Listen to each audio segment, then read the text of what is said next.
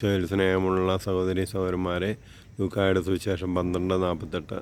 അധികം ലഭിച്ചവനിൽ നിന്ന് അധികം ആവശ്യപ്പെടും, അധികം ഏൽപ്പിച്ചവനോട് അധികം ചോദിക്കും.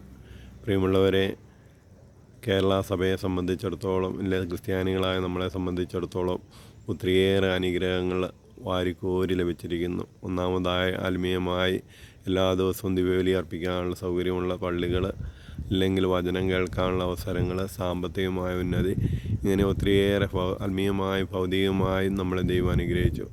എന്നാൽ ഇതൊന്നും ലഭിക്കാത്ത ഒത്തിരിയേറെ മനുഷ്യരുണ്ട്.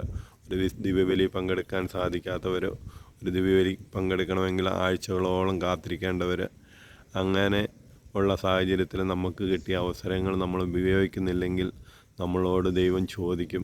കാരണം അധികം ലഭിച്ചവനോട് അധികം ചോദിക്കും. നമുക്കറിയാം, ഇന്ന് നമുക്ക് ചുറ്റുപാടും നോക്കിയാൽ 15 മിനിറ്റ് നടക്കുകയോ വണ്ടിക്ക് പോവുകയോ ചെയ്താൽ എവിടെയെങ്കിലും ദിവ്യബലി പങ്കെടുക്കാൻ സാധിക്കും. എന്നാൽ അതിന് പോകാതെ നമ്മൾ മടി പിടിക്കുകയാണെങ്കിൽ നമ്മൾ കണക്ക് കൊടുക്കേണ്ടി വരും. കാരണം ഞങ്ങൾ ഒറീസയിലൊക്കെ ചെന്നപ്പോൾ മാസത്തിലൊരു കുർബാനയാണ് അവർക്ക് ലഭിക്കുന്നത്. അതോടൊപ്പം തന്നെ 10-12 കിലോമീറ്റർ നടന്നാണ് അവർ യാത്ര ചെയ്ത് കുർബാനയ്ക്ക് പോകുന്നത്.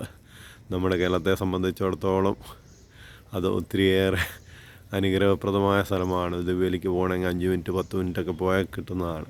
നമ്മളത് പോകുന്നില്ലെങ്കിൽ ഉപേക്ഷ മൂലമുള്ള അല്ലെങ്കിൽ അധികം ലഭിച്ചവന് നമ്മൾ അധികം കൊടുക്കുന്നില്ല. അതോടൊപ്പം തന്നെ ധ്യാന കേന്ദ്രം, ഒരു ധ്യാനത്തിന് പോകാനാണെങ്കിൽ നമുക്ക് ഒത്തിരിയേറെ ധ്യാന കേന്ദ്രങ്ങളുണ്ട്. എന്നാൽ ഉത്തരേന്ത്യൻ സംസ്ഥാനങ്ങൾ നോക്കുവാണെങ്കിൽ ഒരു ധ്യാന കേന്ദ്രം പോലും ഇല്ലാത്ത സ്ഥലങ്ങൾ, വചനം കേൾക്കാത്തവർ. അപ്പോൾ നമ്മൾ വചനം കേൾക്കാതെയും നവീകരിക്കപ്പെടാതെ ഇരിക്കുമ്പോൾ നമ്മളോട് ദൈവം ചോദിച്ചു കഴിയുമ്പോൾ നമ്മൾ കണക്ക് കൊടുക്കേണ്ടി വരും. പ്രിയമുള്ളവരെ, ഈ ക്രിസ്മസ് കാലഘട്ടത്തിൽ ഈശോയെ കൂടുതൽ സ്നേഹിക്കുവാനും ഇത് കൂടുതൽ ലഭിച്ചതിനും കൂടുതൽ നന്ദിയുള്ളവരായിരിക്കുവാനും, അതോടൊപ്പം തന്നെ കൂടുതൽ കർത്താവിനെ സ്നേഹിക്കാനുള്ള കൃപയ്ക്ക് വേണ്ടി പ്രാർത്ഥിക്കാം. ഈശോ നമ്മളെ ഓരോരുത്തരെയും സമൃദ്ധമായി അനുഗ്രഹിക്കട്ടെ. ആമേൻ.